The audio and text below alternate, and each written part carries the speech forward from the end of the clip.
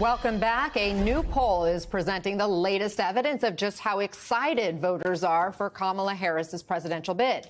She now holds a 3-point lead in the key battleground state of Pennsylvania over Donald Trump. This is a new Quinnipiac University poll of likely voters in that key state. Vice President Harris still holds that 3-point lead, even with third-party candidates added in the mix, and both of these results are within the margin of error.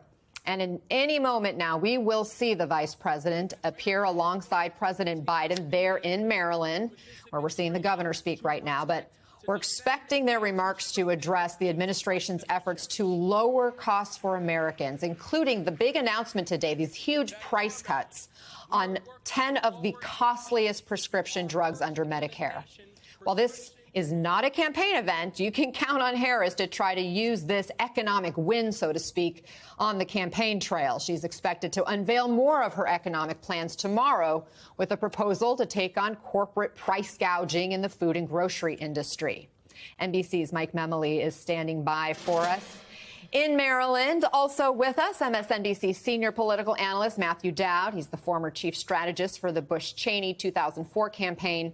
And Michael Hardaway, former spokesman for Congressman Hakeem Jeffries. And I want to start with you, Michael. You know, the new poll here shows that this is a tight race, right? I mean, look at the results. You have about 46% supporting Harris, about 42% supporting Donald Trump right now. This is a state that was decided by more than 81,000 votes in 2020. Just 81,000. Who do you think, or I should say, what do you think is going to determine who wins this election, and could it be even tighter?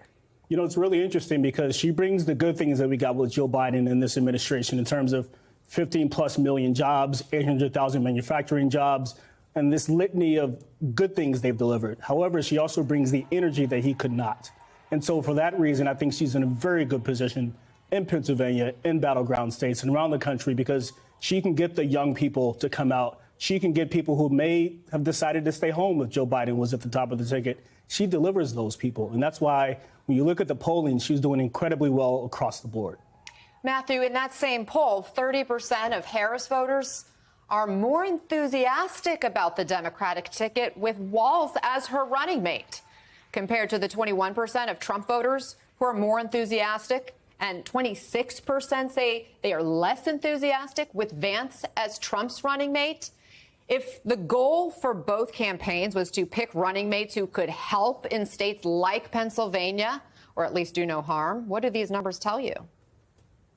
Well, it tells me the first big decision that Vice President made in this campaign was the right one, which she picked somebody that added value to the ticket, could help her campaign, and could change the lens by which the voters see the ticket in a more positive way. So it's a net plus for her, and it's been a net minus for Donald Trump. He started out with higher negatives anyway, and then he added somebody that quickly added more negatives in Senator Vance in this. And so it's a big net win for her. It also is for the next 82 days, which I think we have left, having somebody for Vice President Harris as a partner in this, who is more popular than he is not, and more popular than the partner that Donald Trump had, means that the next 82 days will be easier for her in this campaign because she has a partner who's a net plus as opposed to a partner who's a net negative.